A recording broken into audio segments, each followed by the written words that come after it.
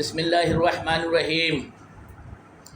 আল্লাহ তার রাসূলকে বললেন, আপনি তাদের কাছে জিজ্ঞাসা করুন, তাদের কাছে কি তাদের পূর্বের লোকদের সংবাদ পৌঁছায়নি? এটা হলো সূরা ইব্রাহিমের 9 নম্বর আয়াতে আল্লাহ বললেন সংবাদ পৌঁছায়নি। এটা হলো যেমন নূহ, আদ ও সামুদ জাতির কথা বললেন। তাদের রাসূলগণ তাদের কাছে স্পষ্ট প্রমাণ নিয়ে এসেছিল, কিন্তু তারা রাসূলদেরকে মানল না। তারা তাদেরকে ফিরিয়ে দিল এবং তারা রাসূলদের মুখে হাত দিয়ে তাদের চুপ করতে বলল।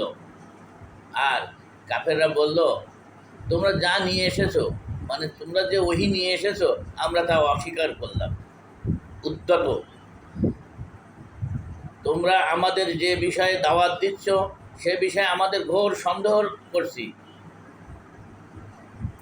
তারা আরও বলল যে আমরা তোমাদের রিসালাতকে অস্বীকার করি। তাহলে আদ নূহুর জামানা, আদ ও সামুদের জামানায় তাদের জাতিরা রাসূলদেরকে মানল না এবং রাসূলদেরকে অস্বীকার করলো, সোজাসুজি ডাইরেক্টলি অস্বীকার করলো এবং তাদের রিসালাতকে তারা মানল না।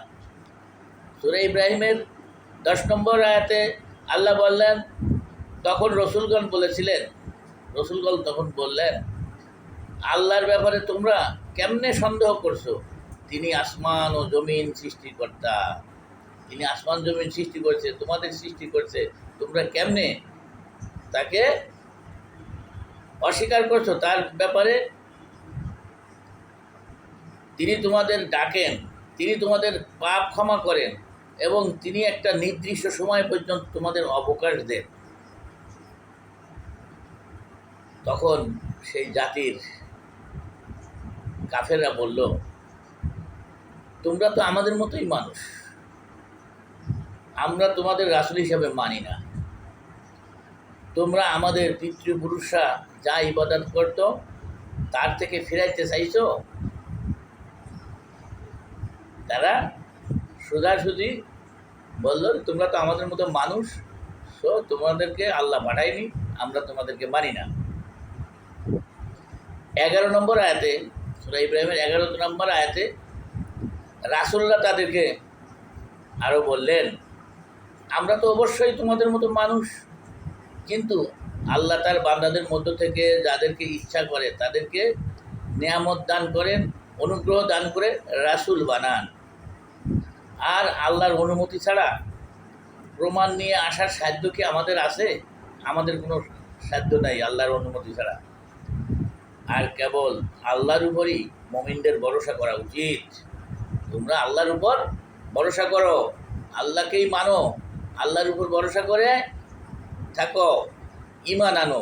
কিন্তু তারা ঈমান আনলো না। ফলে আল্লাহ এই সমস্ত জাতিকে, নূহ নবীর জাতিকে পানি ডুবাইলেন, আদ জাতিকে ধ্বংস করলেন বিকট শব্দ দিয়ে, সামুদ জাতিকে ধ্বংস করলেন ঝঞ্ঝা বায়ু ঝড়ে। একসাথে 8 রাত 8 দিন বৃষ্টি আর ঝড় ঝঞ্ঝায় তারা সব ধ্বংস করে দিলেন আল্লাহ। বুঝতেই পারছেন? তাহলে ভিডিওটি শেয়ার করুন, সবাই কাহিনীটা জানুক। আসসালামু আলাইকুম ওয়া রাহমাতুল্লাহি ওয়া বারাকাতুহু।